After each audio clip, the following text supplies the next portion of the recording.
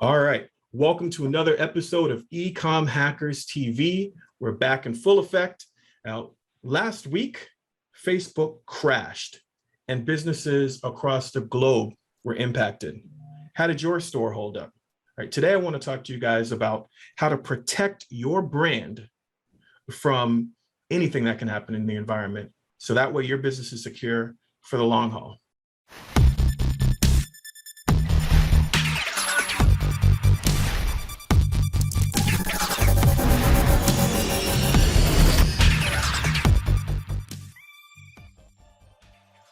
Before we get into that, right, Ralph, why don't you break down a little bit of what actually happened out there with Facebook? Well, the thing is, Facebook actually experienced something like this in the past, back in 2019, and it was kind of the same situation, right? Every now and then, they have to update their internal servers to make sure that they're, continuing to meet the guidelines, improving the service that we're getting as users on these platforms. And for them to do so, they have to take some time every now and then and, kick some upgrades to them. But this time around, unfortunately, the upgrades didn't configure correctly. And that left them with an outage that lasted several hours, right? So they were kind of scrambling to get it fixed. Of course, everyone knows Facebook does not want to be down for the amount of time that they were.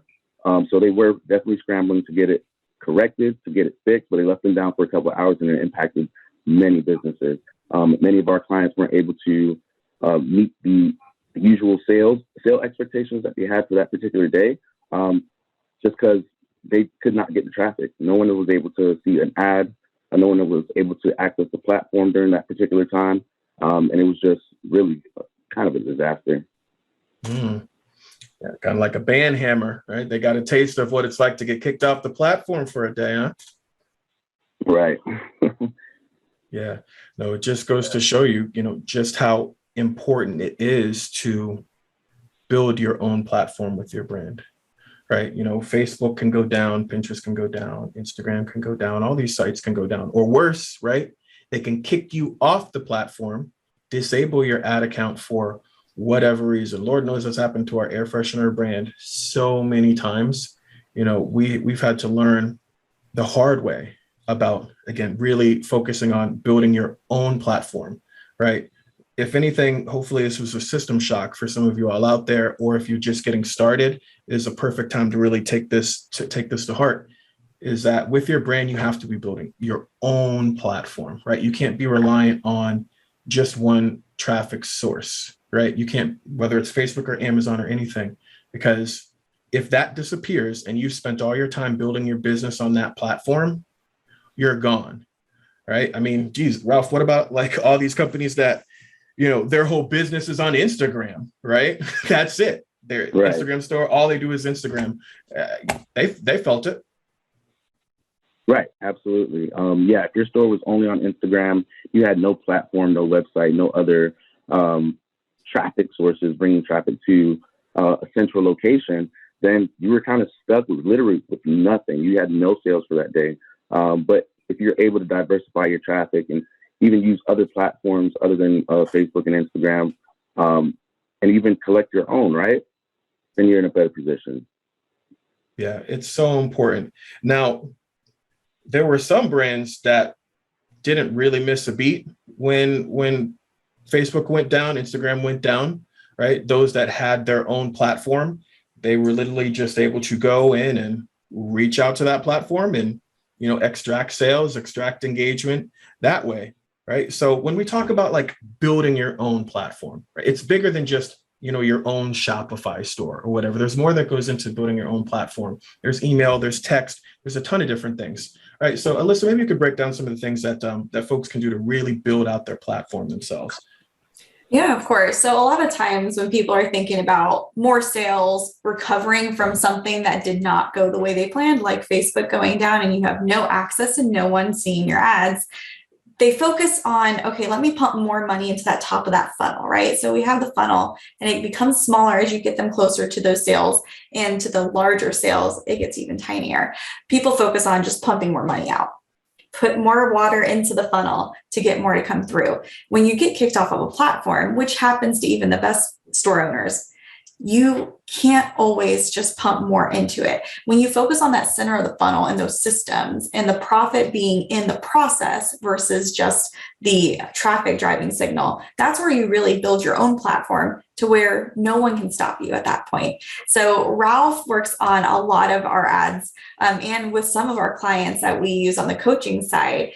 And one of the things that he's always doing is tweaking inside the ads. What happens on our side is also looking at how do I tweak what is happening to my database now? A database being anyone who's giving you an email, somebody who's already purchased. How are you making sure that you're getting the most out of them? Because at that point, if you're working with an agency like Ralph, you're already paying for those people. So how do you get the most out of what you already have? A lot of that focuses on email funnels. How do you actually take people who are in the database and give them what that appropriate next step is? How do you serve them best by giving them the messaging and the option to buy things that are the best option as a next step for them? That's how you start to really roll them into even being these long-time customers, people who are willing to go on a subscription with you, people who are willing to come back every single month to keep getting the products that they already have, the people who want to know firsthand what the brand new product is, what the big special is, those people who become sort of your VIPs.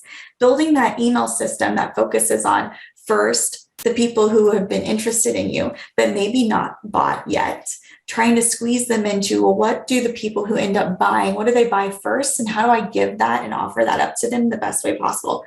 Then you have kind of this middle group of people who've already bought. How do you help them find products that are maybe complementary? Or how do you find ways to get them to come back either through special discounts, buy one, get ones, things where they take what they've already gotten and they start to explore more of what your brand offers overall. And then you have your raving fans. A lot of times what we've been testing and seeing the most value out of is making some sort of VIP program. And it doesn't have to be intense. This could be just focusing on new products that are launching, new offers that are coming out, releasing that offer and opportunity a little bit earlier than everybody else.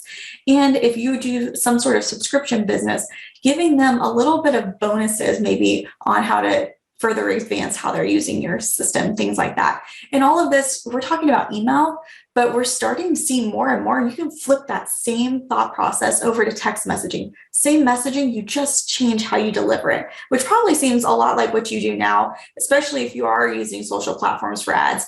It's the same sort of messaging, it's the same campaign, but we're just tweaking it to make more sense in the platform that you're presenting it in. And this seems to some people like a ton of work. And it is work. Everything we do in business actually produces profit for us. It takes a little bit of elbow grease. But what it ultimately provides for you is this system where you're getting the most out of what you've already paid for, out of that traffic. And these people have already raised their hand and said, I'm interested. So have it in your mind that they are willing to buy because they already gave you that first little yes. It's just helping them get along. But this creates your own ecosystem to where it doesn't matter if Facebook goes down. I'm not worried about pumping more money out to get the same result at the end with less time. What I'm focused on is how do I take the people who've already said yes to me and get them to another little step to where if I need to, when Facebook goes down, we ended up sending out a couple more emails. That's all we did. It didn't cost us a penny, but the profit came. And we didn't have to pump more investment in order to get the results out. And that's what you truly get in the freedom of having your own systems. Yeah, absolutely. Right. Having your own platform basically makes your brand bulletproof, right? Bulletproof to whatever may happen. Last year, we had probably one of the fastest rises with our air freshener brand. We doubled our sales one month and then it went up by another 30% the month after that. We were, on top of the world. Right? And then Facebook kicked us off and we were, and that could have been the end, right? If I had just an Instagram based brand or, we were only focusing at the top of the funnel, what Alyssa is describing. But because we had a platform, because we had thousands of emails, because we had text messages, because we had fans and buyers and we had a way to keep in contact with them, we just started leveraging them, emailing more, texting more. And then we were able to establish ourselves on a new platform. We went over to Pinterest, right? Told all of our email and followers, hey, come meet us over here. right? And we felt not having all the clicks, but it wasn't anywhere near as bad as it could be. So, a big thing here, folks, right, is building your platform, right? Building your store, building your email subscribers, building your text message subscribers is what makes you bulletproof, is what protects you from, random hackers, random outages, random ban hammers from Facebook, Google, whatever, right? It allows you to not act with impunity, but have some more peace of mind, right? I mean, Ralph, I know like a bunch of your clients were probably freaking out, right? Hey, what's going on? Yeah, what's going absolutely. on? Absolutely. Yeah, they were. They just didn't understand what was going on at first, right? Everybody was kind of confused. You tried to access these platforms and nothing was happening. And then you kind of put two and two together. If I can't access it, then how is everybody else supposed to access it? And what's happening to my ads? Am I still spending money? Like what's going on? So as always, we want to make sure that everyone has a positive return on their ad spend and investment. And if things are happening with this platform, or if you get kicked off or something like that, really all of the control has just kind of released from your hands. Like they said, as long as you have your own platform, though, there's always a way to kind of pick that back up. Extra emails to supplement that loss in traffic, or extra text messages, creating that new promotion for that particular time to help offset and balance what was lost from these platforms, and then keep it moving from there, right? It was only a couple hours for this one. So that would definitely have sufficed and helped you reach your goals for that day. Yeah. Absolutely. You got to protect yourself, right? If you're building your business on Amazon kicks you off, you die, right? If you're building your business on Instagram and you don't have your own platform, Instagram kicks you off, you die. Facebook, you build your brand on Facebook, you don't, in a Facebook shop or whatever, they kick you off, you die. Etsy, they kick you off, you die. If your business is structured like that, you don't have a business, right? So, hopefully what happened last week was like a real system shock.